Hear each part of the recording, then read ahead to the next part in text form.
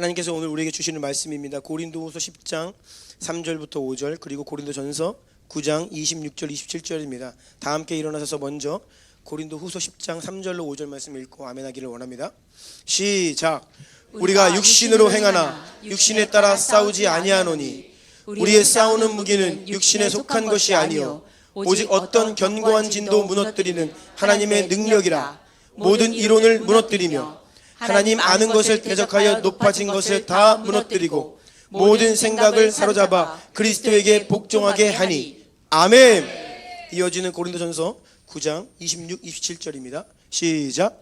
그러므로 나는 다름질나기를 향방 없는 것 같이 아니하고 싸우기를 허공을 치는 것 같이 아니하며 내가 내 몸을 쳐 복종하게 함은 내가 남에게 전파한 후에 자신이 도리어 버림을 당할까 두려워함이로다. 아멘. 자리에 앉으시겠습니다. 오늘 우리가 유대인들이 하는 인사를 서로 한번 할까요? 유대인들은 안식일에 이렇게 인사합니다. 샤밧 샬롬. 샤밧은 그 안식일이라는 뜻이고 샬롬은 평강이죠. 그래서 옆에 있는 분들 웃으면서 샤밧 샬롬 인사할까요? 네.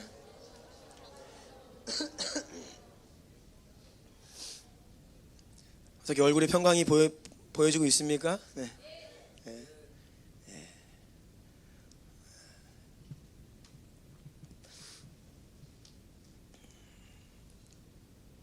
우리의 얼굴이 주님 우리 안에 거하시는 성령으로 인하여서 늘 평강이 우리 마음에 있기 때문에 우리 얼굴도 평강이 늘 이렇게 해와 같이 빛나기를 원합니다. 네. 혹여라도 우리가 어떤 문제 앞에 잠시 그 평강을 빼앗겼다 할지라도 주 앞에 나와 예배할 때에 또 그 평강이 회복될 줄로 믿습니다. 예, 거의 한 80%는 회복됐습니다. 네, 20%는 말씀을 듣는 중에 회복될 줄로 믿습니다. 네, 오늘은 영의 사람 7번째 시간입니다. 다 함께 제목을 읽어볼까요? 시작. 견고한 진이란 무엇인가? 매 순간 모든 생각과 육신을 사로잡아 말씀과 성령께 복종하는 싸움입니다. 아멘. 이러한 제목으로 하나님의 말씀을 전하겠습니다. 우리는 지난 시간들을 통해서 사람은 영이신 하나님의 형상대로 지음을 받은 영적인 존재다. 그리하여 우리는 영과 혼과 유기적으로 하나 되어 존재하는 영혼육 합일체라는 사실을 살펴보았습니다. 사람의 내면에는 보이지는 않지만 가장 중심의 본질적인 사람의 영이 있고요. 또 우리의 마음과 생각, 감정 이런 지적이고 정신적인 영역인 혼을 가지고 있고요. 또 우리의 겉사람 육 몸을 지니고 있어 각각의 고유한 기능들을 하면서 나라고 하는 존재를 이루고 있다라는 것을 살펴보았습니다. 이렇듯 성경은 사람이 눈에 보이는 겉사람이 전부가 아니다. 그 안에 눈에 보이지 않는 영혼이 있다라는 것을 이야기합니다. 마찬가지로 이 세상도 눈에 보이는 것이 전부가 아니라 보이지 않는 이면의 영적인 세계가 있다라는 것을 우리에게 말씀하고 있습니다. 따라서 저와 여러분 우리 교회와 성도들은 우리가 지금 영적인 전쟁을 하고 있다. 우리가 이 세상을 살아가는 것은요 단지 돈 벌고 먹고 살기 힘들고 그런 육적인 싸움이 아니에요. 사실은요 영적인 싸움을 하고 있는 것입니다. 이것을 우리는 늙게요 분별할 수 있어야 합니다.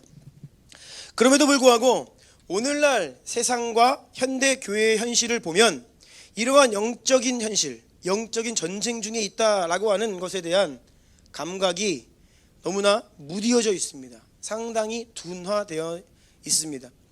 과학기술을 앞세운 이성주의, 물질주의, 세속의 흐름 속에서 교회마저 이제는 영적인 세계에 대한 인식과 경험이 미미해져 있어요. 신앙생활을 하는 것, 영이신 하나님을 섬긴다, 믿는다는 것은 영이신 하나님을 경험하고 영적인 체험이 있고 말로 설명할 수 없는 신비하고 놀라운 세계를 경험하는 것이 믿음 생활임에도 불구하고 교회를 평생 다니지만 영적인 세계를 도무지 경험하지 못하는 이 영적인 감각이 둔화되어 있는 상태에 있다라는 것이에요.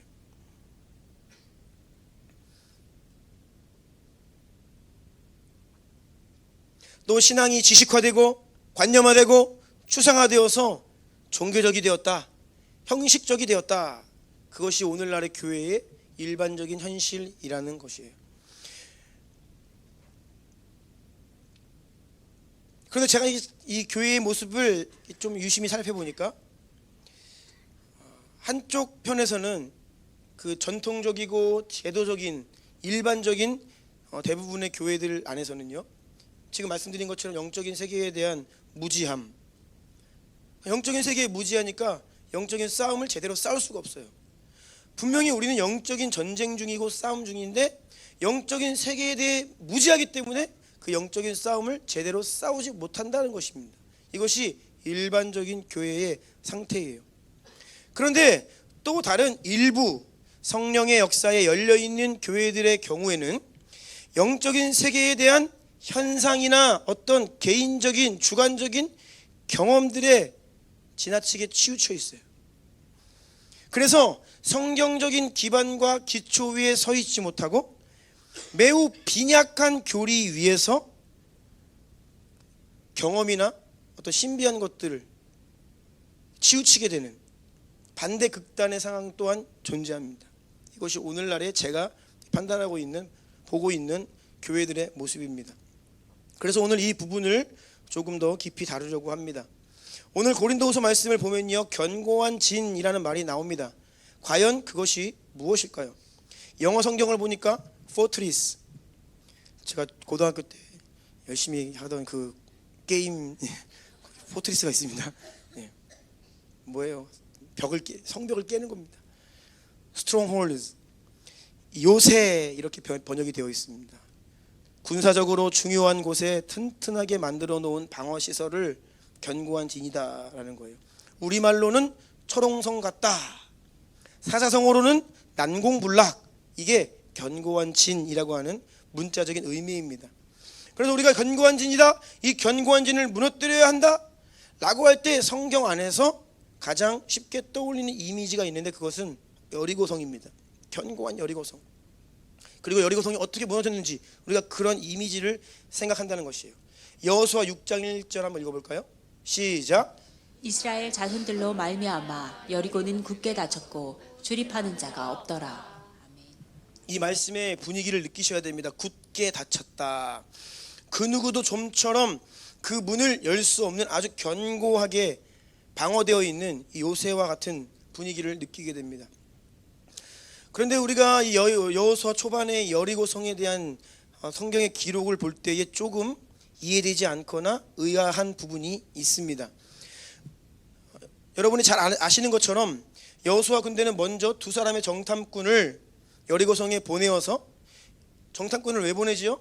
그 여리고성 내부의 자세한 구조를 파악하게 하고 상황들을 알아오게 하고 또 적의 동태를 살펴라 라고 하여서 이 두 명의 정탐꾼을 보낸 거예요. 스파이, 간첩을 보낸 겁니다. 그런데 성경을 읽다 보면요, 이 두 명의 정탐꾼이 아주 무능하고 형편이 없고 자격이 없던 스파이였다는 것을 우리는 알 수 있습니다.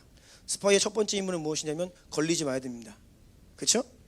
일단 걸리면 뭐 사명이고 임무고 뭐 아무것도 못해요. 걸리지 마야 되는데 그들은 성에 들어가자마자 걸립니다. 그 존재가 발각되죠. 뿐만 아니라 그들이 어느 집에 숨어들었는지 자신들의 좌표까지 다 들킵니다. 그래가지고 뭐 들어가서 보니까 그 정탐 임무를 아무것도 수행 못합니다. 들어갔다가 걸려가지고 숨어있다 나옵니다.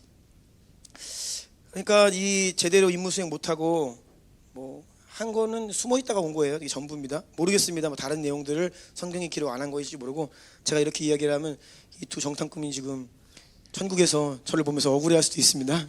근데 아무튼 성경이 우리에게 주어지는 정보 안에서는 굉장히 무능했어요. 자격이 없습니다. 다음번에 한 번 더 보낼 때는 너네 둘은 안 된다 이렇게 될 거예요. 왜요? 저번에 보니까 걸렸잖아. 그런데 그들이 이제 성 밖으로 다시 빠져나올 때의 본문을 보면 여호수아 2장 15절입니다. 함께 읽어볼까요? 시작.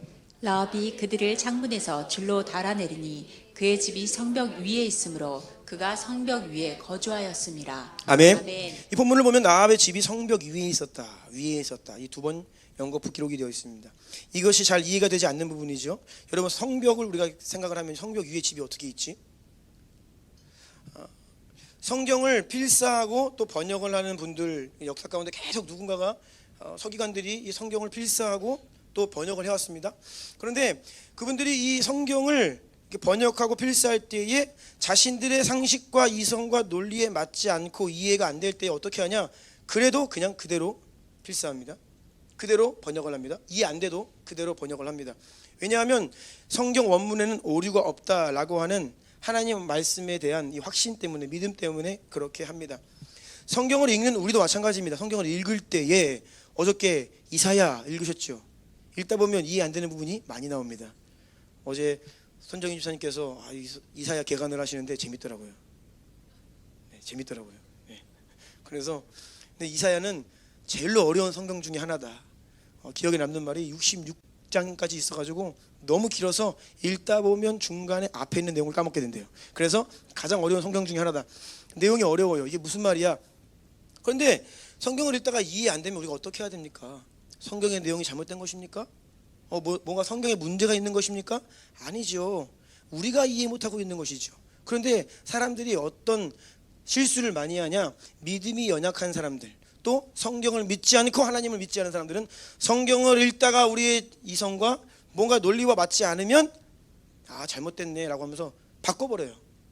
성경의 내용을 다르게 이해를 하는 거예요. 성경이 말씀해주는 그대로 아멘하고 이해를 해야 되는데 아닌 거예요. 내 생각에 맞춰버리는 거예요. 그러니까 성경을 읽을 때 하나님의 말씀 수준으로 우리의 이해력이 높아지기를 기도하며 나아가야 되는데 이해 안 된다고 성경을 내 수준으로 끌어내리는 거예요. 성경을 바꾼다는 거예요. 성경이 잘못됐다, 틀렸다 이렇게 얘기한다는 거죠. 그러니까 성벽 위에 집이 있다라고 하니까 많은 사람들이 그 지난 역사 가운데 성경 말씀이 엉터리다 이렇게 비판을 했습니다. 그리고 여리고성이 어디 있냐, 존재하지 않는다라고 1900년 이상, 그러니까 신약 시대를 기준으로 하면 1900년 이상을 그렇게 성경의 이 특별히 여호수아 성에 대한 내용들이 거짓이다, 소설이다, 꾸며낸 이야기다라고 비판을 했습니다. 그런데 1900년대 초반 들으러서 이 고고학자들에 의해서 이 여리고성이 발견되기 시작했어요. 그러면서 어떤 일이 벌어졌냐? 성경의 기록이 정말로 문자 그대로 정확한 사실이었다라는 것을 하나하나 밝혀지게 되는데요. 여리고성은 과연 정말로 성경의 기록대로 아주 견고히 요새화된 성이었습니다. 실제로 존재하는 성이었습니다. 그래서 첫 번째 사진을 띄워주시면요, 고고학자들이 이제 밝혀낸 사실입니다. 이것이 당시 여리고성의 벽 단면도예요. 이중 구조로 되어 있죠. 아주 견고하게 방어할 수 있도록. 바깥 성벽의 높이만 해도 거의 7m가 넘고 안쪽이 9m 합치면요 이게 10여 m의 이중 구조로 되어 있습니다.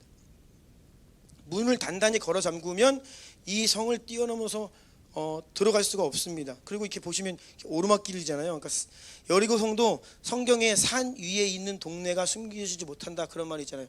대부분 당시의 도시는요 높은 지대에 위치합니다. 높은 곳에서 방어하기가 쉽잖아요. 적군이 쳐들어오면. 그래서 산 위에 있는 동네, 우리와 같은 이게 뾰족한 산이 아니에요. 높은 지대 위에 도시가 이렇게 있는 경우를 산 위에 있는 동네라고 합니다. 여리고성도 마찬가지로 외벽과 안쪽 벽을 보면 알 수 있듯이 오르막길이죠. 높은 지대의 산 위에 위치한 도시라는 것을 알 수 있습니다. 다음 사진 한번 보시겠어요? 이거는 예루살렘의 옛날 모습을 이렇게 복원한 것인데요. 예루살렘 또한 산 위에 있는 도시였습니다. 보시면 이렇게 주변에 골짜기가 있죠. 그래서 저 오른쪽이 기드론 골짜기고 저 왼쪽이 흰놈의 골짜기입니다. 흰놈의 골짜기, 기드론 골짜기 많이 성경에 나오잖아요. 이게 주변이 골짜기로, 깊은 골짜기로 둘러싸여 있어서 이게 왜 다른 나라 군대들이 쳐들어왔을 때에 이 성을 뛰어넘기가 정말로 어렵습니다. 정말로 어려워요. 그래서 실제로 이 바벨론의 느부갓네살 왕이 예루살렘 함락시킬 때에 1년 6개월 포위합니다. 무려 1년 6개월을 완전 포위하는데 이 성이 그 1년 6개월, 1년 반을 버텨요. AD 70년에 디도 장군에 의해서 멸망할 때에는요, 이 전쟁 전체로 보자면 3년을 버티고요, 그 짧은 기간에 포위당한 다음에 4개월 이상을 버팁니다. 그러니까 이 로마 군인들이요 막 약이 오른 거예요. 그래가지고 이 4개월 만에 이 예루살렘 성이 함락되었을 때에 무자비한 학살이 벌어집니다. 이 로마 군인들이 너무 화가 나가지고요 들어가서 무자비하게 학살을 해요. 그리고 예루살렘 성 안에 있던 사람들이요 너무나 오래 굶었지요. 그러니까 역사적 기록을 보면요 그 중에 얼마나 많은 사람들이 굶다가 이제 로마 군인이 들어왔잖아요. 그래가지고 막 먹을 거를 구걸하고 그거 먹다가 여러분 몇 개월 동안 이 금식한 위에 음식이 갑자기 들어오면 사람이 그거 감당한다고 죽어버립니다. 그렇게 죽은 사람들도 많아요. 그만큼 굶주리고 무엇을 의미하냐면 그냥 딱 문 걸어 잠그고 버티면요 굉장히 요새화되어 있다. 당시에 이스라엘의 성들의 특징이 그러했다라는 것이에요. 자, 세 번째 사진 보여주시겠어요? 그래서 여리고성을 현재 이 고고학자들이 현재 지도 위에서 한번 이렇게 재현을 해본 거예요. 이렇게 보면요, 여리고성은요 이렇게 이중 구조로 되어 있어요. 안쪽에 도시가 있고요, 안쪽 성벽과 바깥쪽 성벽 사이에도 사람들이 살고 있는 독특한 구조입니다. 주로 이 바깥 성벽과 안쪽 성벽 사이에 살고 있는 이 사람들은요 하층민들이에요. 가난한 사람들, 저 성 안쪽에는 살기가 경제적으로 어려운 사람들, 또 기생 라합처럼 계층이 완전 소외된 계층, 사람들에게 무시받고 그런 사람들이 주로 이 바깥 성벽과 안쪽 성벽 사이에 떠밀려서 살 수 있었다라고 추정을 하는 것입니다. 그래서 바깥에서 보면요 성벽 위에 살고 있는 거예요. 저기 라합의 집 보이세요? 근데 저기 바깥 저 끝에 저 집이 라합의 집이에요. 그러니까 성벽 위에 살고 있는 거예요. 그래서 이런 고고학자들이 여리고성을 발견하기 출토하기 전까지는 이게 무슨 말인지 몰라요. 그런데 믿음을 가진 신실한 하나님의 백성들은요 절대 이 말씀 안 고칩니다. 이거를 슬쩍 성 안에 이렇게 해도 되잖아요. 근데 안 고쳐요. 그 토시 하나 틀리지 않았을 것이다. 믿음을 가지고 그냥 누가 뭐 비판을 하던 욕을 하던 비난을 받던 일단 문자적으로 번역을 하고 받아들이는 거예요. 네 번째 사진입니다. 그래서 이제 성벽이 무너져 내리면 이제 어떻게 했냐? 저 부분들이 올라가는 건데 여호수아 6장 20절 말씀 한번 띄워줘 보세요. 6장 20절이요. 네. 이에 백성은 외치고 제사장들은 나팔을 불매 백성이 나팔 소리를 들을 때에 크게 소리질러 외치니 성벽이 무너져 내린지라. 백성이 각기 앞으로 나아가 그 성에 들어가서 그 성을 점령하고, 성벽이 무너져 내린 거죠. 이 무너져 내렸는데요, 이게 성에 들어갔다라고 하지만 이 영어 성경 원문을 보면요 went up, 올라갔다는 뜻이에요. 그래서 아까 보여줬듯이 외벽이 무너져 내린 거예요. 그 무너져 내린 그 잔해물들을 딛고서 성 위로 올라간 거예요. 높은 지대에 있는 성이기 때문에. 그러니까 이 성경의 기록 하나하나가 너무 디테일하게 정확하다는 거예요. 아멘? 네. 견고한 진이다 라는 설명을 드리면서 지금 여리고성을 말씀드린 겁니다. 이러한 요새화되어 있는, 그리고 그 요새 안에 누가 있어요? 원수가 있지요. 사탄과 그의 군대들이 들어가 있는 견고한 진을 생각하게 됩니다. 그래서 영적 전쟁이다 라고 하면 여호수아 군대처럼 매일 성을 몇 바퀴씩 돌고 마지막 날 7번째 날에는 7바퀴 돌고 나팔 불고 소리 지르고, 그러면 그 성벽이 한순간에 무너져 내리는 어떤 이러한 이미지를 우리가 갖고 있다는 거예요. 그래서 어떻게 합니까? 비장한 각오를 가지고 선교지에 가서 땅밟기를 합니다. 네. 막 이슬람 사원 주변을 막 돕니다. 기도하고요. 또 때로는 막 이 지역에는 어떤 영이 있다 뭐 이러면서 선포하고 대적하고, 이런 이미지를 우리가 가지고 있다라는 것이에요. 중동과 북아프리카에 이슬람의 견고한 진이 있지요. 이 세상에는 지금 무신론과 진화론, 인본주의, 동성애 같은 전 세계의 사상계를, 사람의 마음을 휘어잡고 있는 이 견고한 진들이 있습니다. 어떤 지역이나 국가, 도시를 억누르는 악한 영들의 견고한 진이 있습니다. 우리가 이러한 견고한 진들을 생각하기 쉽다라는 것입니다. 견고한 진들이 맞는데요, 그런데 성경에서 오늘 이야기하는 견고한 진은 이러한 견고한 진들이 아닙니다. 무엇이냐? 다시 한번 읽어보겠습니다. 고린도후서 10장 4절 5절입니다. 시작. 우리의 싸우는 무기는 육신에 속한 것이 아니요 오직 어떤 견고한 진도 무너뜨리는 하나님의 능력이라. 모든 이론을 무너뜨리며 하나님 아는 것을 대적하여 높아진 것을 다 무너뜨리고 모든 생각을 사로잡아 그리스도에게 복종하게 하니. 아멘. 두 가지를 무너뜨린다라고 했습니다. 4절 후반에 보면 모든 이론을 무너뜨린다라고 되어 있고, 5절 보니까 하나님 아는 것을 대적하여 높아진 것을 무너뜨린다. 두 가지입니다. 모든 이론, 하나님 아는 것을 대적하여 높아진 것, 이 두 가지를 무너뜨리는 싸움이다.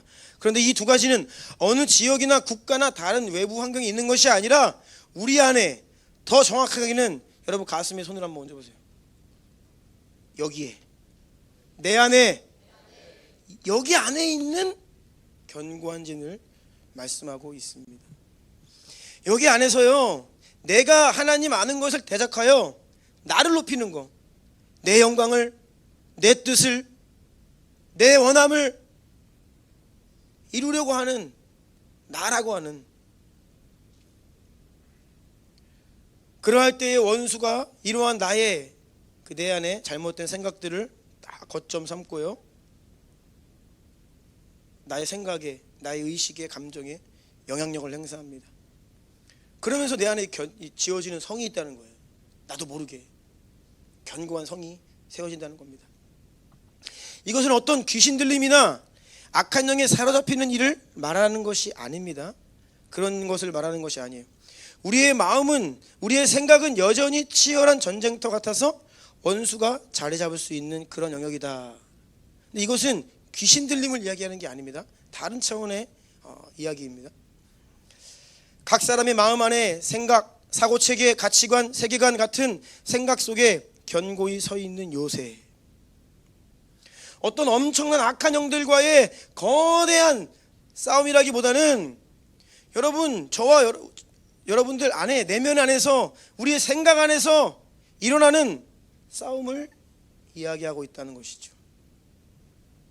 그래서 그것들을, 견고한 진을 찾아내고 그것들을 깨부수고 무너뜨리는 그런 싸움들을 이야기합니다. 잘못된 생각들이 있어요.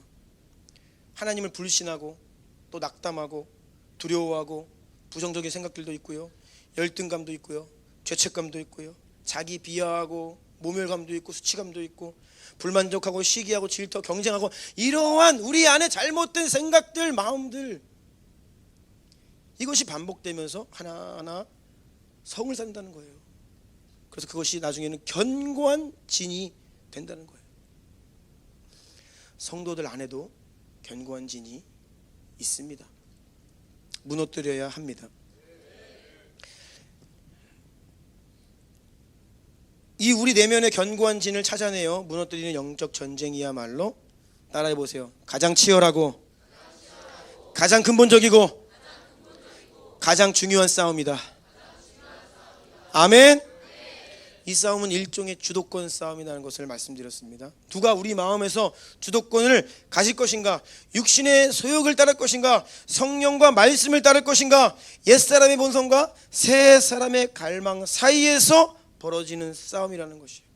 에베소서 4장 22절로 24절 읽습니다. 시작. 너희는 유혹의 욕심을 따라 썩어져가는 구습을 따르는 옛사람을 벗어버리고 오직 너희의 심령이 새롭게 되어 하나님을 따라 의와 진리의 거룩함으로 지으심을 받은 새 사람을 입으라. 아멘. 우리가 이 싸움에서 승리하여 주도권을 가지면 우리는 매일매일 성령의 능력과 진리의 말씀으로 그리스도를 닮아가게 됩니다.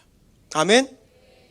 우리의 성품이 예수님을 닮아가고 우리의 삶과 사역이 예수님의 능력과 기름 부으심이 나타나게 되는 거예요. 여기서 제가 한 가지 강조하고 싶은 것은요, 쉬운 길은 없다는 것입니다. 쉬운 길은 없다. 세상을 살면서 또 신앙생활을 하면서 승리하지 못하는 여러 이유 중에 한 가지는 자꾸 쉬운 쪽으로 가려고 그래요. 쉬운 방법이 있다 생각해요. 그러면 원수에게 당합니다. 속습니다. 승리하지 못합니다. 우리가 믿음으로 살아갈 때 오해하는 것이 있어요. 예수님이 이미 이루신 승리이죠. 아멘이세요? 그 예수님이 이미 이루신 승리를 우리의 삶에 믿음으로 취하는 것이죠. 누리는 것이죠. 그 권세와 능력으로 승리하는 삶을 살아가는 것인데, 여러분, 이게 쉬운 길이 아닙니다. 아니, 예수님이 다 하셨는데 왜 어려워? 예수님이 이미 이루신 승리라면서 그게 왜 어려워? 라고 생각할지 모르겠지만 쉬운 길 아닙니다. 그냥 은혜 받으면 그냥 하루아침에 뭐가 되는 게 아니에요. 구원은 순간 믿음으로 값없이 은혜로 받습니다. 그런데 구원받은 자가 이제는 하나님의 백성으로 그리스도인으로서 살아가는 그 길은요, 결코 쉬운 길이 아닙니다. 철로 역정을 생각해 보세요. 그 길이 쉽습니까? 수많은 사람들이 돌아가고 중간에 넘어지고 다른 길로 가고. 우리가 믿음으로 된다라고 하는 말, 여러분, 쉽다는 의미 아닙니다. 능치 못함이 없다라는 말씀이 그냥 쉽게 빨리 된다는 의미가 아닙니다. 이 부분에서 많이 오해하고 있어요. 제가 믿기로는 많은 성도들의 직면하고 있는 삶의 문제들을, 뭐 이를테면 건강의 문제, 정서적인 문제, 관계의 문제, 죄의 문제, 중독의 문제, 이런 문제들은요, 단순하게 어떤 우리가 악한 영을 내어 쫓아내면 해결받을 수 있는 그런 성격의 문제가 아닙니다. 제가 예전에 만났던 이 농촌에서, 시골에서 목회하시는 한 목사님이 말씀이 생각이 납니다. 이분은 제가 지금까지 만났던 분들 가운데 손가락에 꼽을 만큼 신령한 분이셨습니다. 시골에서 목회하시는데 하나님의 사명 가지고 시골, 정말 시골 중에 시골에 들어가셨어요. 할머니 할아버지 목회하시는데 그분이 능력과 은사와 기름 부음은요, 제가 정말로 만나본 적이 없는 수준의 분이었어요. 놀라운 분이었어요. 그런데 너무나 겸손한 분이었어요. 할아버지 할머니들 섬기고 계셔요, 시골에서.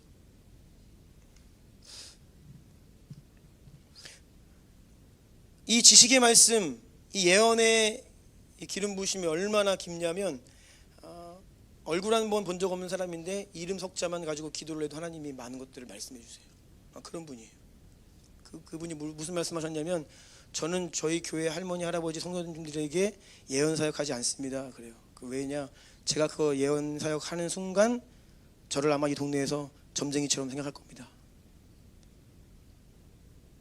그래서 일부러 그걸 안 하신다고 하더라고요.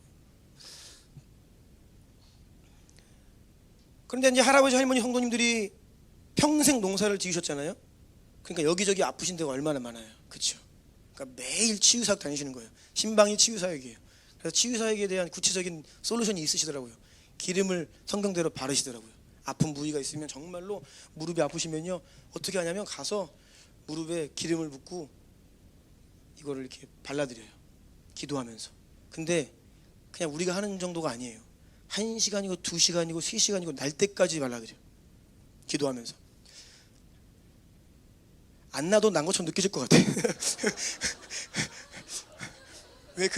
그리고 목사님 날 때까지 기도하시니까 이제 아픈데도 목사님 났어요 할 것 같아, 죄송해서. 근데 아무튼 가시는 데마다 기름을, 그냥 성경대로 순종하시는 분이에요. 기름을 발라가지고 그렇게 그냥. 근데 이게 원칙이 있어요, 동성끼리. 그래서 할머니들은 사모님이, 할아버지들은 이 목사님이. 그래서 그거를 그렇게, 그런 분이에요. 정말로. 그래서 많은 분들이 치유를 경험하신다고 해요. 그런데 문제가 있는데, 이분들이 통증이 사라지면 이내 곧 어떻게 하냐, 논으로 밭으로 다시 나가십니다. 그래서 건강을 힘입고 다시 나가서 하루 종일 일하고 오셔서 또 아프셔. 그래서 이분이 좀 억울하신 거예요. 사실은 상당히 치유 역사가 많이 일어나는데, 낫는 즉시 또 논밭에 가서 일을 하시기 때문에 이게 거의 이게 치유의 흔적이 유지가 되지 않는다, 또 이런 말씀을 하시더라고요. 제가 무슨 말씀 드리는 거냐면, 문제 유발 원인이 제거되어야 삶이 바뀝니다, 여러분. 아멘. 고침받을 수 있죠. 치유될 수 있고. 그런데요, 다시 그 왜 아프냐고요. 그 고통을 유발시킨 요인들이 있거든요. 삶의 패턴과 죄악들이 있어요. 마음에 왜 어두움이 왔습니까? 계속 생각의 잘못된 패턴들 속에 살기 때문에 어둠이 몰려오는 거 아니에요? 주님이 빛으로 비춰주셔도 또다시 집으로, 나만의 공간 돌아가서 다시 그 어두운 생각들 하기 시작하면요, 다시 아픈 거예요. 다시 고통 당할 수밖에 없는 것입니다. 우리가 가지고 있는 많은 문제의 원인은 어떤 악한 영 때문이 아니라 우리가 육체의 소욕을 따를 것인지 성령께 순종할 것인지에 대한 마음의 싸움에서 실패를 경험하기 때문에, 또한 우리의 육신의 본성이 계속해서 죄 짓기를 원하기 때문에 그 육체의 소욕을 따라 오랜 시간 살아왔기 때문에 발생한 문제들이라는 것이에요. 사탄은요, 악한 영은 죄를 먹고 삽니다. 죄가 없는 곳에 있을 수가 없어요. 그렇기 때문에 우리가 다시 죄 짓기를 선택하면요, 악한 영이 우리에게 영향력을 또 행사하게 되는 것이에요. 그래서 여러분, 문제 한복판에서 우리에게 정말 필요한 것은요, 악한 영이 떠나가라 외칩니다. 오해하지 마십시오. 저는 부지런히 외치고 힘을 다해 외치고 또 여러분들을 위해 기도하고요. 그런데 그것이 문제 해결의 근본 해결책이 아니라는 거예요. 바울처럼 우리는 몸을 쳐서 복종시키는 훈련이 필요합니다. 오늘 본문 고린도전서 9장 26절 27절 다시 한번 읽습니다. 시작. 그러므로 나는 다름질하기를 향방 없는 것 같이 아니하고 싸우기를 허공을 치는 것 같이 아니하며 내가 내 몸을 쳐 복종하게 함은 내가 남에게 전파한 후에 자신이 도리어 버림을 당할까 두려워함이로다. 아멘. 향방 없는 다름질을 멈추어야 합니다. 열심히 뛰는데 다른 방향으로 할 수 있다는 거예요. 싸우기를 허공을 치는 것 같이 하지 말아야겠습니다. 우리가 싸워야 할 가장 중요하고 시급하고 근본적인 싸움은, 따라하세요, 내 몸을 쳐 복종하게 하는 것. 아멘. 여러분, 그런데 이것이 쉬운 길이 아니에요. 빠른 길이 아닙니다. 오래 걸리고 더디고 고된 길입니다. 만약에 우리의 싸움이 그냥 여리고성 악한 영들을 어떤 무너뜨리고 쫓아내는 일이다, 상대적으로 쉬울 수 있습니다. 은혜가 딱 임하고 그때가 되면 그냥 확 무너지고 그냥 싹.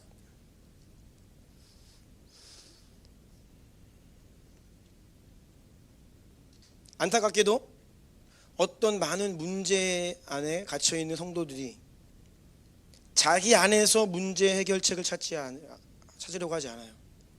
근본 해결책은 회개하고 돌이키고 다시는 그 죄를 짓지 않도록, 다시는 그 길로 가지 않도록, 육체의 소욕을 따르지 않도록 주님께 은혜를 구하면서 매일매일 성령을 따라야 사는 것이 문제 해결책임에도 불구하고 이건 어려운 길이에요. 고된 일이에요. 오래 걸려요. 힘들어요. 쉬운 길이 아니라는 거예요. 그래서 쉬운 길을 택한다는 거예요. 기도 한 번으로, 또 기름 부음 있는 은사가 있는 목사님의 기도 한 번으로, 어떤 집회를 통해 돌파를 경험하기를 원한다는 것이죠. 우리가 돌파를 외치지만 여러분, 오해하시면 안 됩니다. 이런 돌파가 아닙니다. 야고보서 1장 21절입니다. 함께 읽을까요? 시작.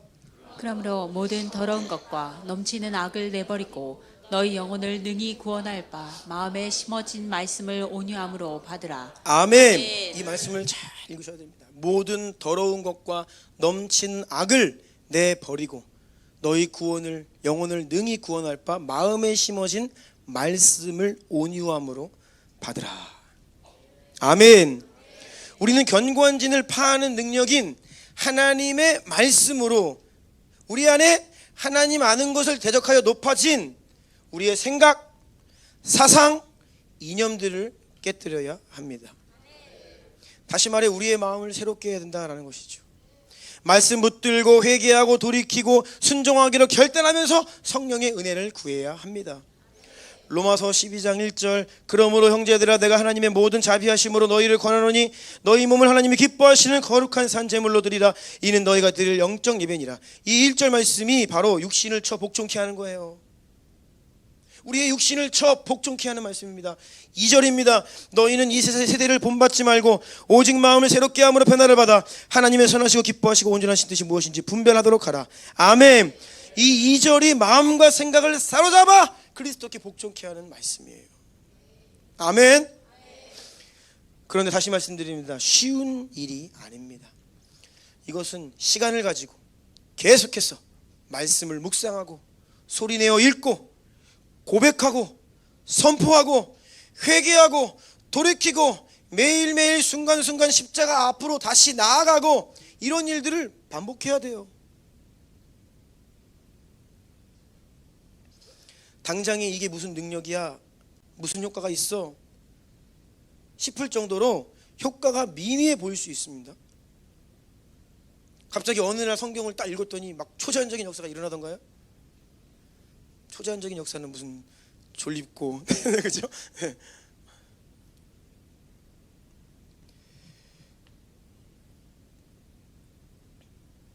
그래서 믿음이 필요한 거예요. 왜요? 이 싸움을 평생 해야 되기 때문에. 아멘? 빨리 내가 원하는 대로 뭐가 없으니까 그거 해봤어요. 안 되잖아요. 포기하는 거예요. 그게 믿음이 없는 것입니다. 믿음이 없으면 시들어버려요. 중도에 포기합니다. 그리고 무언가 다른 방법을 찾아요. 더 쉬운 방법, 효과적인 거, 한 번에 해결할 수 있는 거 무엇일까? 여러분, 땅에 있는 지체를 죽이는 일이 정말 쉽지 않습니다. 이것은요, 형식적인 예배를 드려서는 일어나지 않고요, 영으로 주님의 임재 안에 진정한 예배를 드리는 가운데 부지런히 육신을 쳐 복종케 함으로 말씀과 기도 앞으로 나아가야 됩니다. 말씀과 기도의 자리로 나아가는 것은요, 육신을 쳐 복종케 하는 일입니다. 그렇죠? 네. 여러분의 육신을 쳐 복종, 뭐예요? 말 안 들으면 때리는 거예요. 쳐 복종시켜야만 우리가 말씀과 기도의 자리로 들어갈 수 있어요. 또 그걸로 전부가 아닙니다. 그 가운데에서 하나님 주시는 마음 가지고 결단하고 결심도 하고 힘을 다하여 노력도 하면서 순간순간 악한 생각과 싸워야 합니다. 불신앙을 대적해야 됩니다. 잘못된 생각과 감정들로부터 계속 싸워야 됩니다. 때로는요, 그게 안 되니까 작전 기도도 해보고, 안 되니까, 그래도 안 되니까 금식도 하는 겁니다. 그냥 금식하는 게 아니에요. 이게 안 되니까. 쉽지 않은 일이라는 것이에요. 사실은 육체의 본성 때문이고 우리의 훈련되지 않은 마음과 생각과 감정 때문인데, 이러한 모든 문제가 악한 영 때문이다, 귀신 때문이다, 그래서 떠나가라 이렇게 단번에 해결받을 수 있다라는 생각, 이것이 굉장히 믿음에서 많이 떠나는 잘못된 생각이에요. 물론 성경은요, 마귀를 대적하라 그리하면 피하리라 말씀합니다.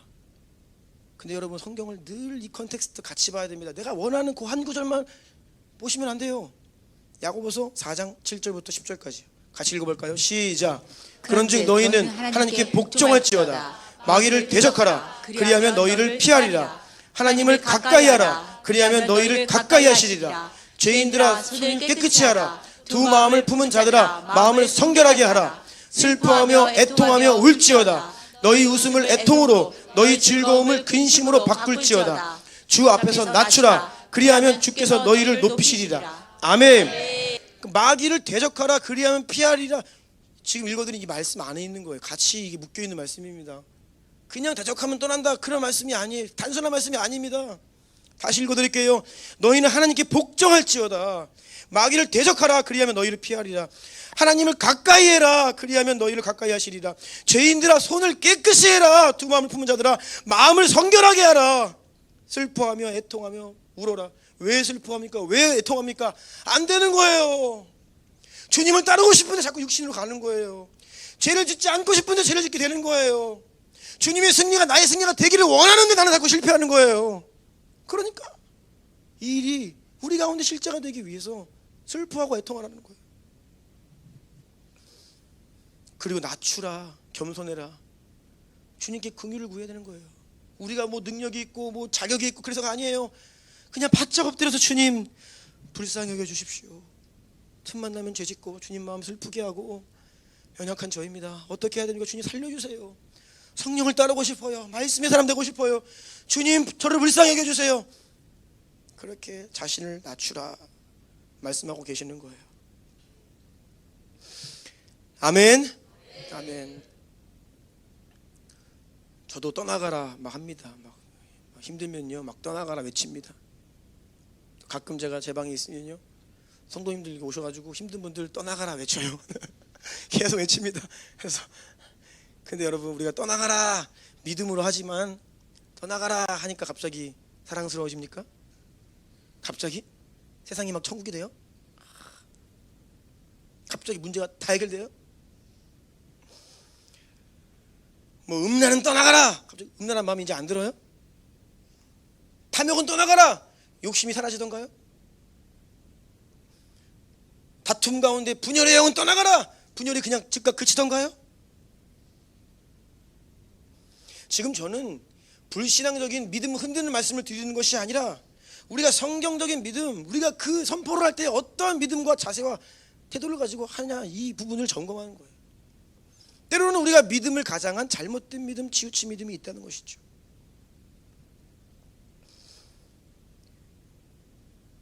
힘차게 선포했는데 금방 다시 올라올 수 있습니다. 근데 여러분 좌절하지 마세요. 그 잘못된 게 아니에요. 그럼 우리는 어떻게 해야 되냐면 선포한 대로 내 마음과 생각과 의지를 다잡아 다시는 죄에게 굴복하지 않기로 성령께만 순종하며 따르기를 결단하고 선택하고 은혜를 구해야 됩니다. 아멘.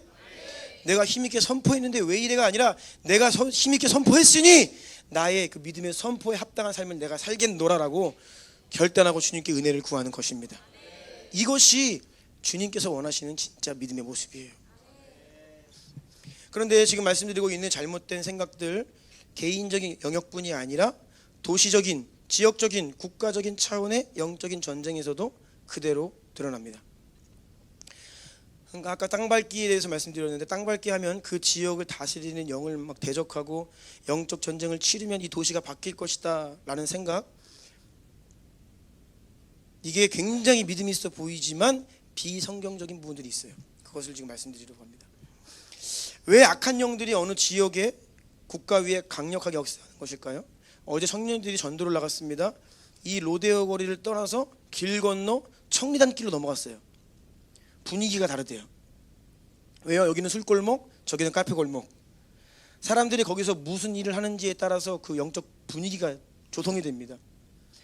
어떤 죄를 반복해서 짓잖아요. 그것은 그 죄를 조장하고 그 죄를 통해 역사하는 영을 불러들이는 행위예요. 어떤 죄를 반복해서 지면. 그래서 견고한 진이 우리 내면에도 잘못된 생각을 계속하면요, 그 잘못된 생각에 견고한 진이 병이 되는 거예요. 이 마음의 병이. 어떤 지역에서 수많은 사람들이 오랜 시간 동안에 동일한 죄를 반복해서 졌다. 그러니까 어떤 도시에 가면 막 음란의 영이 강력하게 느껴지는 거예요. 왜요? 정말 타락한 도시인 거예요. 너무나 많은 사람들이 방탕하게 사는 거예요. 오랜 시간을 성적으로 너무나 문란하게.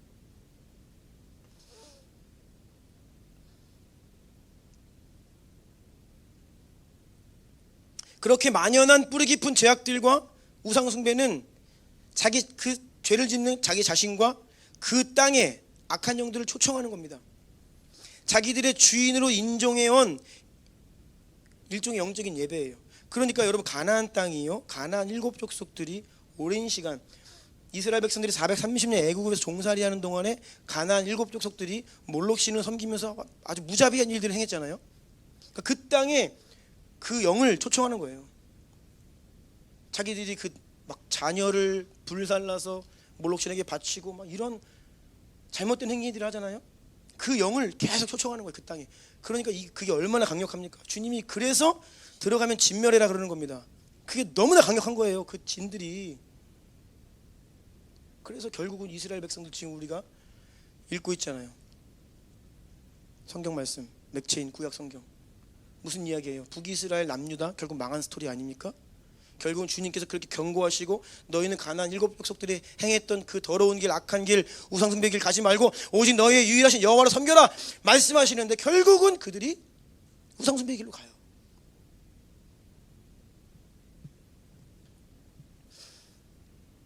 그래서 여러분, 이런 지역들을 변화시키는 방법은요, 실제로 그 땅을 살아가는 사람들에게 복음을 전해야 되고 그 사람들을 위해 기도해야 되고, 그래서 하나님이 때가 되면 한 영혼을 주님께로 돌아오게 하시면요, 그 영혼이 이제 그 땅의 어두움에 빛을 비추기 시작합니다.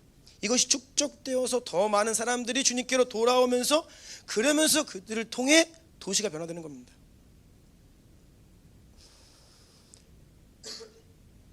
빛과 소금의 역할을 하는 사람들이 많이 생겨야 돼요. 그 어두움의 땅에 빛을 비추는 예배자들이 그 땅에 많이 일어나야 돼요. 그래야 그 도시가 바뀌는 겁니다. 본래 땅밟기의 이 기도의 땅밟기 기도의 영어의 표현은 prayer walking입니다. prayer walking. 제가 오래전에 이 prayer walking을 처음 이야기하신 분의 책을 읽은 적이 있는데, 이분이 처음 이야기한 땅밟기는 우리가 하는 땅밟기와는 많이 달라요. 산책 기도입니다. 엄밀히 얘기하면 걸으면서 하는 기도예요. 성도들이 집안에서 골방에서만 기도하지 말고 좀 밖으로 나가서, 이 미국의 배경 안에서 또 선교지의 배경에서 밖으로 나가 조깅하고 아침에 산책을 하면서 좀 믿지 않는 영혼들과 만나면서 인사도 하고 블레싱하고 집들 좀 축복하고 그렇게 하라는 거예요. 지역을 돌아다니면서 산책하면서 기도하는 것, 어떤 이런 의미입니다. 그러니까 되게 이 느낌이 축복하고 사랑하고 어떤 이런 이미지를 가진 것이 원래 프레이어 워킹의 뜻입니다. 그리고 이것을 전도와 선교의 전략 중에 하나로 스티븐 호돈 이분이 이 얘기를 했어요. 우리가 밖에 나가서 전도하기 이전에 여기서는 아주 강력하게 기도합니다. 그렇죠? 막 기도합니다. 하지만 나가서는 어떻게 합니까? 네. 안녕하세요. 네. 하나님 당신 사랑하십니다. 네. 나가서 막 이게 아닙니다. 막 나가서 막 떠나가라 이게 아니에요. 네. 네.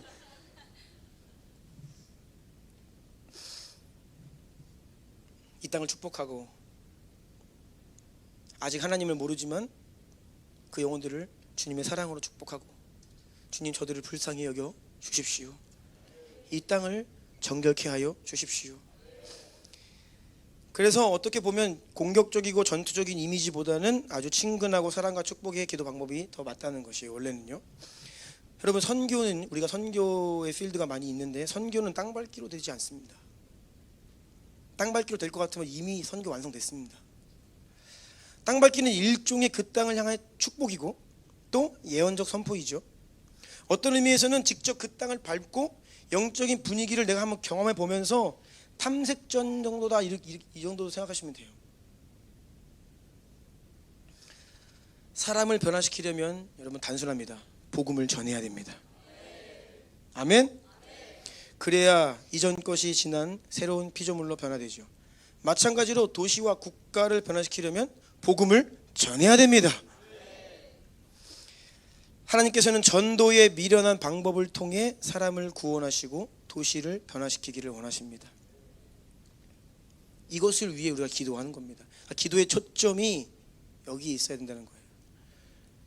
또 누군가는요, 열매 없고 뭔가 보이지 않을 때 먼저 그 땅에 예배를 하나님께 올려드리고, 하나님 이 땅에 그 한 영혼의 구원을 위해서 끊임없이 예배하고 기도하는 일에 자신을 들여 헌신해야 돼요. 그러할 때에 이런 것이 배경이 되어서 전도하고 복음을 전할 때 한 영혼이 주님께 돌아옵니다. 그럼 그때부터 희미한 빛이 비춰지기 시작하는 거예요. 그 땅에 이제 변화되기 시작하는 것입니다. 요르단에 있는 케뎀 공동체가 그런 역할을 하고 있습니다. 그 땅에서요, 주야로 기도의 집을 세워서 예배가 없는 그 땅에 예배를 올려드리고, 그 땅을 위해 기도하면서요, 어떻게 해요? 그 영혼들을 교회를 섬기며 나아가거든요. 전도는요, 단순합니다. 하나님 말씀을 전하는 것입니다. 그래서 듣는 사람들로 하여금 그 말씀에 순종하도록 하는 것, 이것이 전도입니다. 하나님 말씀이 선포되고 그 말씀에 한 영혼이 순종할 때에 이것이 변화예요. 아멘. 성경을 보면 예수님과 사도들이 어떻게 사역했는지를 좀 주목해 보십시오. 예수님도 많은 도시를 다니셨습니다. 사도 바울도 많은 도시와 국가들을 다녔습니다. 그런데 그 예수님과 사도들이 가는 곳마다 무엇을 했습니까? 땅밟기 안 하셨습니다. 그 지역을 다스리는 영들을 대적하셨습니까? 성경에는 그런 내용이 없어요. 어느 도시에 가셔서 예수님께서 이 도시는 음란의 영이 많구나, 음란의 영은 떠나가라, 그렇게 안 하셨다는 거예요. 어느 도시에 가서는 탐욕의 영이 있구나, 탐욕의 영은 떠나가라, 그렇게 안 하셨다는 거예요. 어떤 이 지역의 영들을 분별해내시며 그 영들과 싸운 게 아닙니다. 예수님과 사도들은요, 가시는 곳마다 아주 단순합니다. 하나님 말씀을 전합니다. 그리고 말씀을 전하는 가운데 영혼들에게 드러나는 귀신의 역사가 있으면 좋습니다. 아파하면 치유합니다. 그러니까 철저하게 영혼을 향한 전도, 말씀을 전하는 가운데에 실질적인 영적인 전쟁을 하셨다는 거예요. 마태복음 4장 23절입니다. 시작. 예수께서 온 갈릴리에 두루 다니사 그들의 회당에서 가르치시며 천국 복음을 전파하시며 백성 중에 모든 병과 모든 약한 것을 고치시니. 아멘. 아멘. 가실 때마다 가르치시는 사역을 가장 먼저 하시는 것을 볼 수 있죠. 마태복음 9장 35절입니다. 시작. 예수께서 모든 도시와 마을에 두루 다니사 그들의 회당에서 가르치시며 천국 복음을 전파하시며 모든 병과 모든 약한 것을 고치시니라. 말씀을 아멘. 가르치시고 복음을 전파하면서 병과 연약한 것을 고치는 일들을 하시는 거예요. 누가복음 13장 22절입니다. 시작. 예수께서 각 성, 각 마을로 다니사 가르치시며 예루살렘으로 여행하시더니. 어디를 가시든지 복음을 전하세요. 말씀을 전하십니다. 영혼들에게 말씀을 전하세요. 사람들에게 말씀을 전하세요.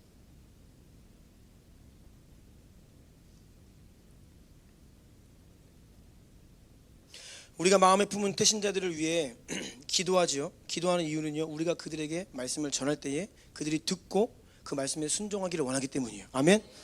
이러한 우리가 말씀을 전하고자 전도하고자 하는 실제가 없다면 이 기도도 추상적이 돼요. 그리고 그들의 강팍한 마음, 그들의 상황 가운데 계속 기도하고요. 또 우리가 상황들을 알잖아요. 내 아무개 친구는 어떤 이런 문제가 있다. 그러면요, 실제적인 이 친구가 어떤 연약함과 죄악 가운데 어떤 영적인 공격을 당하는지 우리가 알고 있는 거예요. 그럼 거기에 포커스를 해서 기도하는 것이죠.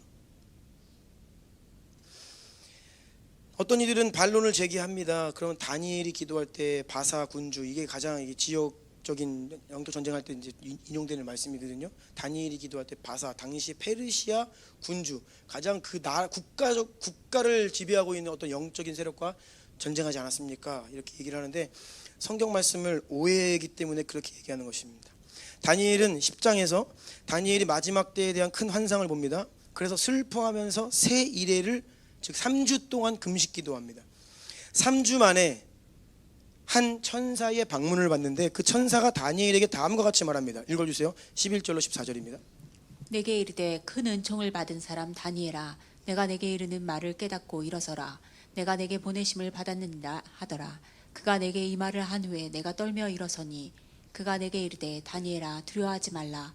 내가 깨달으려 하여 내 하나님 앞에 스스로 겸비하게 하기로 결심하던 첫날부터 내 말이 응답받았으므로 내가 내 말로 말미암아 왔느니라. 그런데 바사 왕국의 군주가 21일 동안 나를 막았으므로 내가 거기 바사 왕국의 왕들과 함께 머물러 있더니 가장 높은 군주 중 하나인 미가엘이 와서 나를 도와주므로 이제 내가 마지막 날에 내 백성이 당할 일을 내게 깨닫게 하러 왔노라. 이는 이 환상이 오랜 후의 일임이라 하더라. 아멘. 13절 보니까 바사 왕국의 군주, 영적인 세계를 실질적인 이 땅의 나라와 비해서 이야기를 하죠. 미가엘도 가장 높은 군주라고 얘기를 하잖아요. 가장 높은 천사잖아요. 천사장 미가엘. 이 페르시아 왕국의 군주가 막았다는 거예요. 이 천사가 다니엘에게 오는 것을. 그래서 그 천상의 세계에서, 영적인 세계에서 엄청난 전쟁이 벌어진 겁니다. 근데 이 천사 스스로는 이 싸움을 이길 수가 없는 거예요. 그러니까 어떻게 해요? 미가엘이 와서 도와준 거예요. 그래서 22일 동안 그걸 돌파해서 21일 만에 온 거예요. 다니엘에게. 오래 걸렸지요. 치열한 싸움이 벌어졌습니다. 근데 이 본문을 잘 보면요, 다니엘은요 직접 마귀를 대항한 것이 아닙니다. 다니엘이 한 일은요, 하나님께 금식 기도했습니다. 자신이 받은 그 환상의 뜻을, 의미를 너무나 이게 충격적이고 이해할 수 없기 때문에, 주님, 이게 무엇입니까? 막 성도들의 권세가 다 깨지고 마지막 때의 그 핍박에 대한 환상들을 보았기 때문에 막 이해가 안 되는 거예요. 고통스러운 거예요. 주님, 이거 어떻게 해야 됩니까? 알려주세요. 그래서 21일을 작정하고 금식 기도를 들어간 것이고, 주님께, 하나님께 기도한 거예요. 주여, 주여. 다니엘은 이 땅에서 하나님께 기도하였고 자신들의 어떤 기도 제목을 가지고 기도했습니다. 다니엘이 그렇게 기도한 결과 하늘에서 미가엘과 바사 제국을 다스리는 영 사이의 전쟁이 벌어진 것이죠. 다니엘이 이 영을 직접 대적하고 싸운 게 아닙니다. 저는 여기에서 힌트를 얻습니다. 여러분, 우리에게 주어진 일은요, 하나님께 기도하는 것입니다. 아멘. 악한 영에게 포커스를 많이 하는, 그러니까 이단들이 많이 그렇게 돼요. 결국은 자꾸 귀신, 어떤 악한 영, 여기에 포커스를 많이 하고 이 떠나가라 이 축사 사역에 포커스를 많이 할수록 미혹된 길로 가는 것을 제가 많은 경험적으로 그것을 보게 됩니다. 우리는요 하나님 앞에 기도하는 것입니다. 하나님께 간구하는 것이에요. 우리 내면 안에서 일어나는 싸움에서 승리하기 위해서 기도하는 것이고요. 내가 품고 있는 한 영혼의 구원을 위해 기도하는 것이고요. 나의 가정과 우리의 교회와 나의 모든 관계와 나의 직장과 학업과 비즈니스와 내 삶 속에서 직면하는 그 문제들을 가지고 하나님께 기도하는 것입니다. 우리가 그렇게 우리 차원의 기도를 하면요 하늘에서는 우리가 생각하는 것보다 훨씬 더 많은 일들이 일어나게 됩니다. 우리가 기도할 때 하나님께서는 천사들을 보내셔서 하늘의 전쟁을 싸워 이기게 하시는 거예요. 아멘. 그래서 여러분 어떤 관계에 아주 오랜 시간 동안 어떤 특정한 관계 때문에 어렵다? 영적인 문제지요. 그러면 그 관계 안에 틈타고 있는 우리 악한 영을 대적할 수 있습니다. 어떤 특정한 문제에 눌려 있을 때 우리가 대적할 수 있습니다. 악한 영들의 이 계급을 얘기하자면 가장 낮은 차원의 그 영들이에요. 우리의 삶에 직접 막 이렇게 여러 가지 잔챙이들이죠. 어떻게 보면 이런저런 죄로 막 그냥 막 이렇게 막 거짓말하게 하고 막 이렇게 막 그런 것들.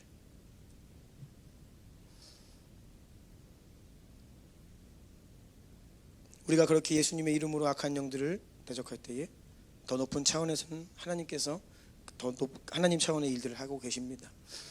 그런데 우리가 이런 부분에서 무지하면 선을 넘게 되는 겁니다. 교만하게 되어 효과 없는 역사하지 않는 사역의 시간을 빼앗기게 됩니다. 그러니까 영적인 전쟁에도 겸손이 필요합니다. 여러분 겸손이란 무엇입니까? 우리의 위치를 제대로 아는 게 겸손이에요. 우리가 해야 할 일이 무엇인지를 아는 게 겸손이에요. 하나님이 하셔야 될 일, 내가 해야 될 일을 명확히 아는 게 겸손입니다. 내 위치를 모르고 또 내가 할 일이 아닌데 막 그 선을 넘는 경우가 있다는 거예요. 그러니까 성경에 기반두지 않으면 이 성령 사역들이 그 선을 넘어갈 수 있습니다. 여러분 근데 심지어는요 천사장 미가엘, 천사들 중에서 가장 높은 미가엘도 사탄을 대적하지 않습니다. 함부로. 유다서 1장 9절입니다. 함께 읽어볼까요? 시작. 천사장 미가엘이 모세의 시체에 관하여 마귀와 다투어 변론할 때 감히 비방하는 판결을 내리지 못하고 다만 말하되 주께서 너를 꾸짖으시기를 원하노라 하였거늘. 미가엘이면 멋지게 그냥 날려버릴 것 같은데 주께서 너를 꾸짖으시기를 원하노라. 이 유다서 말씀, 이 말씀의 앞뒤를 보면요 무슨 내용이냐면 제가 지금 말씀드린 것처럼 분수에 지나치게 자기들이 누군지도 모르고 막 지나친 말을 하고 비판하고 막 영적인 세계에 대해서 이렇게 저렇게 얘기하는 그러한 잘못된 사람들을 향해서 지금 하는 말씀이에요. 저는 이것이 다음과 같은 말씀의 의미라고 생각합니다. 마태복음 18장 18절입니다. 시작. 진실로 너희에게 이르노니 무엇이든지 너희가 땅에서 매면 하늘에서도 매일 것이요 무엇이든지 땅에서 풀면 하늘에서도 풀리리라. 아멘. 우리가 우리 내면의 싸움과 우리 차원의 싸움을, 영적인 싸움을 하면요 하나님은 하나님 차원의 싸움을 하신다는 거예요. 아멘. 이 땅에서 우리가 그래서 매는 이 영적인 싸움을 하면요 하나님은요 천사들을 통하여 우리가 알지 못하는 세계에서 역사하신다는 거예요. 그러니까 이 땅에서 매면 하늘에서 매이고 땅에서 풀면 하늘에서 풀린다. 그 말씀이 저는 이렇게 지금 말씀드린 것처럼 이해를 하고 있어요. 그리하여 예수님께 파송받은 제자들이 가는 곳마다 무엇을 했습니까? 만나는 영혼들을 복음 전하고 그들의 질병을 고치고 귀신을 쫓고 그러할 때 어떤 일이 벌어졌습니까? 누가복음 10장 17, 18절 함께 읽습니다. 시작. 70인이 기뻐하며 돌아와 이르되 주여 주의 이름이면 귀신들도 우리에게 항복하더이다. 예수께서 이르시되 사탄이 하늘로부터 번개같이 떨어지는 것을 내가 보았노라. 아멘. 70인의 제자들은요 하늘의 어떤 그런 사탄을 향해서 싸운 게 아니에요. 자신들이 전도하는 현장에서 드러나는 악한 영들과 싸웠죠. 복음을 전했고 아파하는 영혼을 치유했고 그들을 구원했어요. 그때 어떤 일이 벌어졌다고? 하늘에서 사탄이 번개처럼 떨어졌다고요.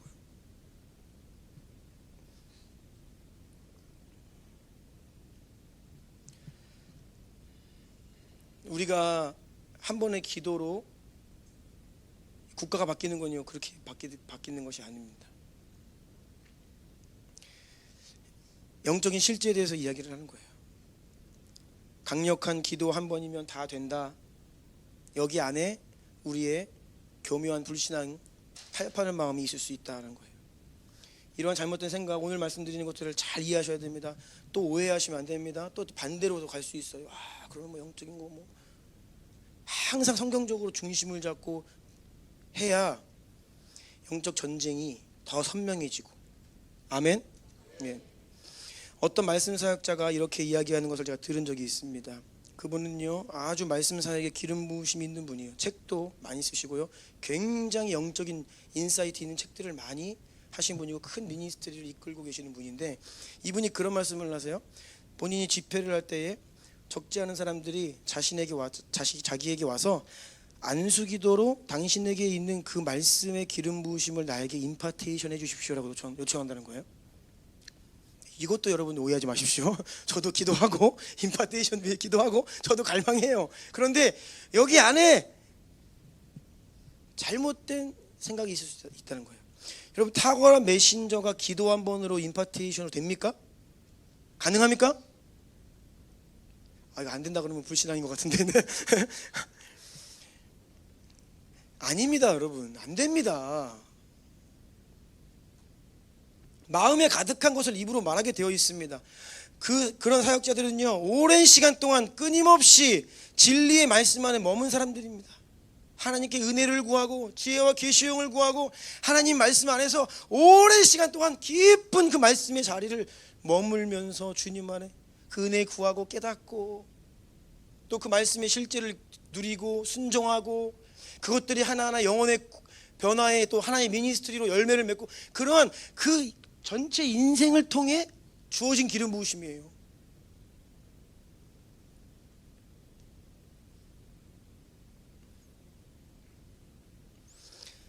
자기 자신이 말씀을 전하는 사명을 감당하기 위해서 지난 수십 년 평생을 얼마나 오래 깊이 하나님 말씀 붙들고 씨름했고, 얼마나 내가 방대한 많은 양의 책들을 읽고 연구하고 기도했는데 그것을 모든 것들 그냥 한 번에 기도로 받겠다라는 것은 여러분 믿음이 아니라 불신앙입니다라고 이야기를 하더라고요.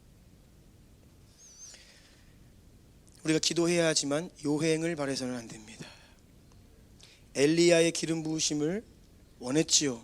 그런데 당시에 많은 선지 생도들이 다 원했습니다. 그런데 대가 지불한 사람은 엘리사였어요. 끝까지 자리를 지키고 끝까지 자리를 떠나지 않고요, 끝까지 그 갑절의 영을 원하는 것뿐이 아니라 실제적으로 그것을 위해서 자신의 삶을 드렸다고요.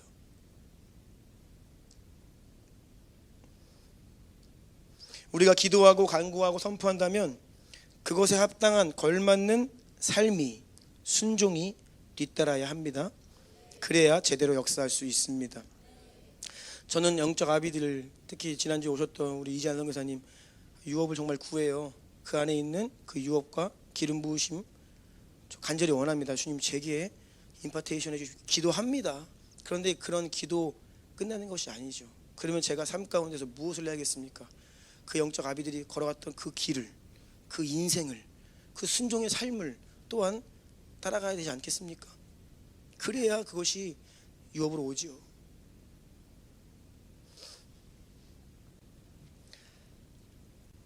여러분, 단순하게 우리의 믿음이나 어떤 은사적인 차원을 넘어서서 기도와 금식이 동반되어야 가능한 일들도 있습니다. 그렇죠? 예수님의 제자들이 잘 귀신이 나갔고 치유도 일어났는데 어떤 때는 안 되는 거예요. 예수님께 여쭤봅니다. 왜 그렇죠? 기도와 금식 외에는 안 된다. 이게 뭐예요? 예수님이 기도와 금식의 삶을 사시며 그 권위와 기름 부으심을 가지고 계셨던 거예요. 어떤 내 삶의 문제가 쉽사리 이거는 정말 일반적인 문제가 아니다, 아주 문제가 견고하다, 그럼 여러분 더 깊은 자리 들어가셔야 됩니다. 더 깊은 기도로 들어가셔야 되고요, 금식하셔야 합니다. 아멘. 악한 영들이 교회와 성도들을 공격하고 미혹할 때 잘 사용하는 방법 중에 하나가 초점이 빗나가게 하는 것입니다. 무언가 열정을 가지고 열심을 가지고 하게 하지만 초점 딱 이렇게 빗나가게 하면 성공하는 것이죠. 표대를 향하지 못하게 하는 것이에요. 향방 없는 싸움을 싸우게 하는 것입니다. 그래서 여러분, 저는요, 우리 성도들이 대부분 직면하고 있는 문제, 싸움은요, 악한 영을 쫓아내는 사역이 아닙니다. 여러분에게 필요한 싸움은요, 여러분의 마음에서 또 여러분의 육신을 복종시키고 모든 생각을 사로잡아 말씀과 성령께 순종하는 훈련, 이것이 우리에게 필요합니다. 아멘. 말씀을 마무리하려고 하는데요, 예배팀 나와주시고요.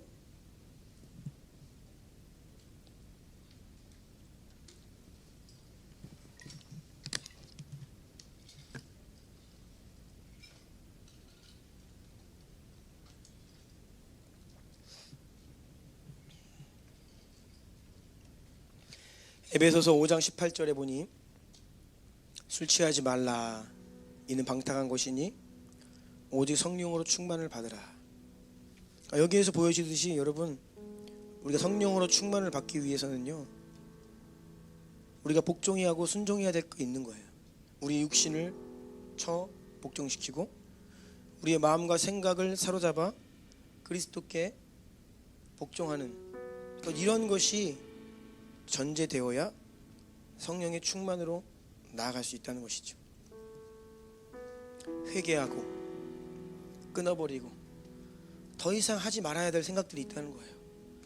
더 이상 하지 말아야 될 말들이 있다는 거예요. 나의 이 말이, 나의 이 생각이, 나의 잘못된 내 안에 일어나는 어떤 그것들이 이런 문제의 원인일 수 있어요. 그것들을 끊어버리고 돌이키는 순종, 그 순종을 주님 우리에게 말씀하고 계십니다. 야고보서 1장 15절에 보니 욕심이 잉태한 즉 죄를 낳고 죄가 장성한 즉 사망을 낳느니라. 우리 안에 작은 어떤 육신의 소욕으로 인해 시작된 것이 점점 커져가면서 견고한 진을 형성해 나가는 이런 죄의 확장성을 보게 돼요. 반복되는 불신앙, 반복되는 어떤 잘못된 습관들, 이것이 오랜 시간 자라가면서 우리의 내면의 생각 안에, 가치관 안에, 감정 안에 견고한 진을 형성하고 있는 거예요. 여러분, 이것을 주님의 도우심으로 발견해야 하고요, 오랜 시간 쌓아왔던 이 견고한 진, 그 단번에 무너지지 않습니다. 계속 깨부셔야 돼요. 계속 무너뜨려야 돼요. 철거 작업을 계속 해야 돼요. 어떻게 보면 오랫동안 해온 만큼, 왜요? 거기에 익숙해져 있기 때문에. 죄를 짓는 것에는 길이 잘 닦여 있고요, 아마 글로 가면요 막 쫙쫙 달릴 수 있는 거예요. 근데 주님께 순종하는 길은요 험한 길이야. 아직 가보지 않은 길이에요. 그러니까 막 개척하고 길을 닦으면서 가려면 힘들고 고돼요. 이쪽에도 길을 내려면요 시간이 걸려요. 이것이 바로 여러분, 우리 안에 어떻게 보면 기도하고 정말 믿음으로 기도하는데, 싸우는데 나는 또 왜 무너질까? 나는 또 왜 이런 생각을 하게 될까? 나는 또 왜 이런 말을 하게 되지? 라고 하는 그런 성경적인 이유라고 할 수 있어요. 그래서 오늘도 우리는 믿음 위에 서야 합니다. 오늘도 다시 한번 믿음을 붙들어야 합니다. 끝까지 가는 거예요. 끝까지 포기하지 않고 될 때까지 주님께 순종하며 한번 기도합니다. 하나님, 우리 안에 그리스도를 대적하여 높아진 모든 사상, 이론, 생각, 마음, 감정들 다 예수 이름으로 파쇄되게 하옵소서. 원수가 다 알게 모르게 견고히 세워놓은 그 요새들 예수 이름으로 무너지게 하여 주시옵소서. 그래서 그런 거짓된 생각들 앞에 진리의 말씀을 계속 선포해야 됩니다. 거짓 감정 앞에 천국의 감정들을, 하나님의 성품들을 선포해야 돼요. 계속 싸워야 됩니다. 싸우기를 포기하지 마십시오. 싸우기를 그치지 마십시오. 중단하지 마십시오. 지칠 때에는 주님께 은혜를 구하세요. 두 손을 드세요. 기도를 하세요. 주님께 요청하세요. 도와달라고, 성령을 부어달라고, 말씀의 능력으로 내 안에 살아 역사해달라고. 그렇게 나아가시면요 우리는 반드시 승리를 보게 될 것입니다. 이 시간 오늘 주님 들은 말씀 들으면서 하나님 여러분에게 조명하시고 비추시는 그 내면에 어려움들이 있습니까? 견고한 진들이 발견되십니까? 예수 이름으로 은혜를 구하고 그것들을 파쇄하고 성령과 말씀을 따르기를 또 결단하며 은혜를 구하며 나가기를 원합니다. 주님의 이름 세 번 부르고 함께 기도합시다. 주여!